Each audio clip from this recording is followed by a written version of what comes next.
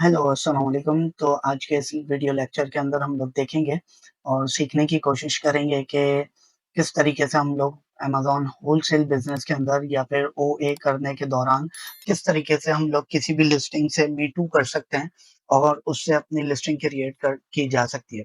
तो आइए हम स्क्रीन की तरफ चलते हैं। आप लोग देख रहे होंगे कि यहाँ पर जो है मैंने एक एसएन के ऊपर मार्क किया हुआ है। अब मैं इसको कॉपी कर लेता हूँ। ये एक प्रोडक्ट मैंने ऑलरेडी ओपन किया हुआ था। तो अब हम लोग चलते हैं अपने सेलर सेंटर की तरफ। तो यहाँ पे 3 डॉट लेफ्ट साइड पे आपको दिख रहे होंगे, इस पे क्लिक करेंगे। क्लिक करने के बाद यूँ तो बहुत सारे ऑप्शंस मौजूद रहते हैं, लेकिन सबसे पहले आप कैटलॉग के ऑप्शन में जाएँगे, ऐड प्रोडक्ट के ऑप्शन में जाएँगे। जैसे ही आप लोग ऐड प्रोडक्ट के ऑप्शन में जाते हैं, तो आपके सामने इस तरीके का एक इंटरफेस ओपन हो जाता है, जिसमें लास्ट वीडियो के अंदर हमने देखा था कि बहुत सारे ऑप्शंस के थ्रू हम लोग प्रोडक्ट को देख सकते हैं। हम लोग इस थर्ड ऑप्शन के ऊपर जाएँगे, जिसके अंदर एक या एक से ज़्यादा एएसएन को आप लोग पुट अप करके और देख सकते हैं। मैं यहाँ पे कॉपी कर देता हूँ एक एसएन और सबमिट के बटन पे क्लिक कर देता हूँ। जैसे ही मैं सबमिट के बटन पे क्लिक आउट करता हूँ, तो मेरे सामने इस तरीके की यानी इस प्रोडक्ट के ऊपर सॉफ्ट अप्रूवल है और ये मेरे मुझे जो है वो रिकमेंड कर रहा है कि मैं ये इसकी लिस्टिंग क्रिएट करूँ यानी मी टू कर जाऊँ।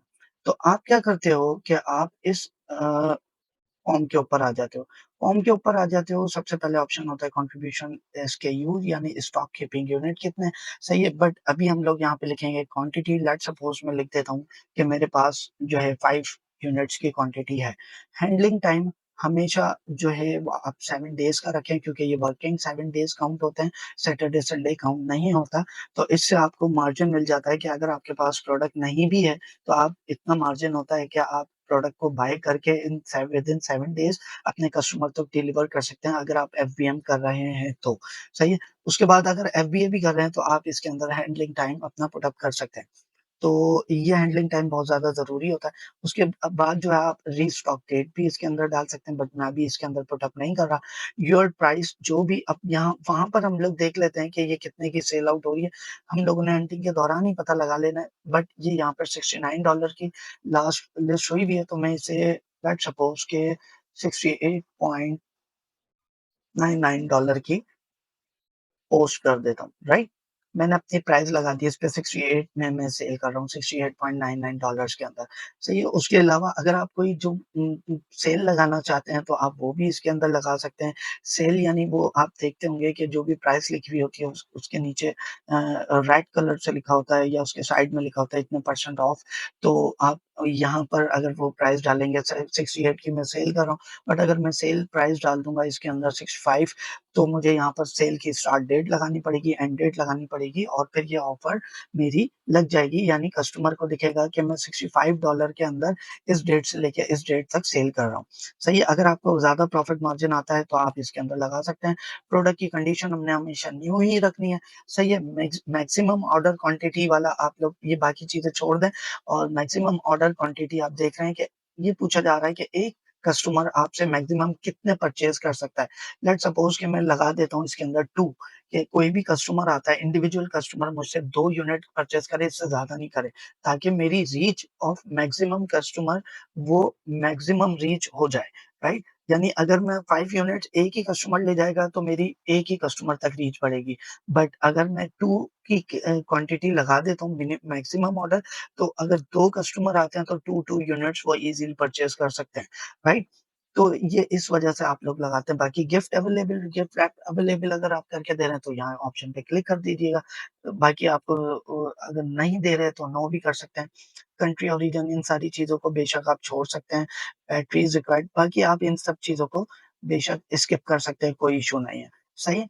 बट लास्ट के अंदर एक ऑप्शन मौजूद रहता है, बहुत ज़्यादा इम्पोर्टेंट है कि फुलफिलमेंट चैनल आप कौन-सा अ, फॉलो कर रहे हैं।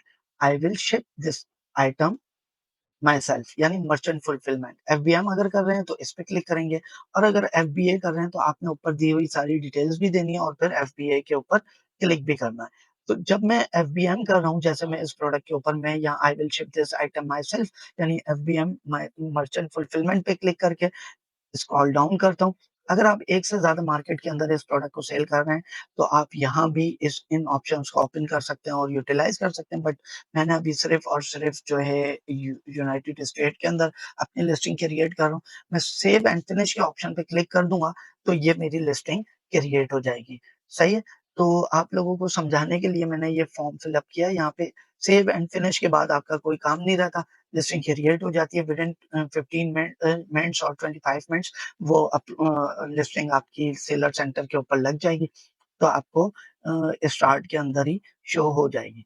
तो इस तरीके से हम होलसेल के अंदर या ओए के अंदर जो है वो लिस्टिंग को मी टू करते हैं और इस तरीके से हम लोग फॉर्म फिल अप करते हैं। बस यही कुछ इंग्रीडिएंट्स होते हैं जो कि आपने फॉर्म के अंदर लाज़मी तौर पे फुलफिल करने होते हैं। आप एक दफ़ा और वीडियोज़ को रिकॉल कर लीजिएगा, देख लीजिएगा। उम्मीद करता हूँ कि आप लोगों को समझ आ गई होगी कि होलसेल या ओए के अंदर किस तरीके से हम लोग लिस्टिंग को मी टू करते हैं और किस तरीके से फॉर्म फिल अप किया जाता है लिस्टिंग क्रिएट करने के लिए। तो उम्मीद करता हूँ ये लिस्टिंग क्रिएशन की वीडियो आपको बहुत हेल्पफुल साबित होगी आपके लिए और नेक्स्ट वीडियो के लिए इंतज़ार कीजिएगा। चैनल को सब्सक्राइब भी कीजिएगा, लाइक भी कीजिएगा और शेयर भी कीजिएगा। और कोई भी क्वेश्चन हो तो कमेंट बॉक्स के अंदर आप पूछ सकते हैं। Thank you. अल्लाह हाफ़िज़।